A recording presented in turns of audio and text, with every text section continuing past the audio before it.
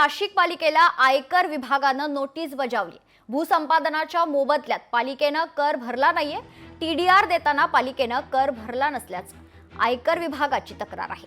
नाशिक पालिकेला 26 कोटी 13 लाखांची डिमांड नोटीस बजावण्यात आली।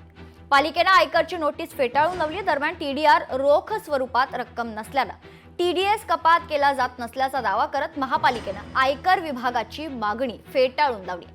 या प्रश्नी आयकर विभागाच्या लवादाकडे अपील दाखल करून दाद मागण्याचा निर्णय महापालिकेने घेतला। या संदर्भात सविस्तर माहिती जाणून घेऊयात। आमचे प्रतिनिधी महेश महाले आपल्या सोबत जोडले जात आहेत। महेश, काय सविस्तर माहिती?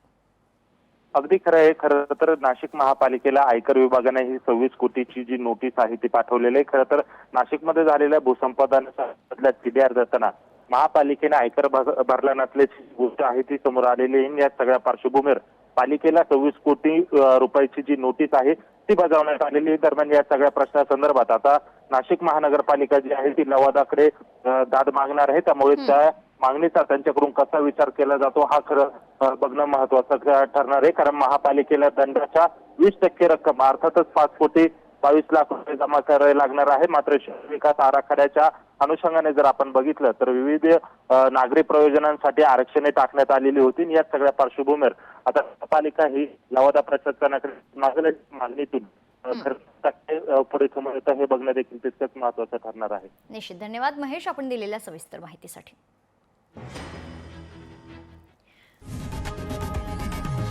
लोकशाही मराठी ऐका, पहा, जागरूक रहा।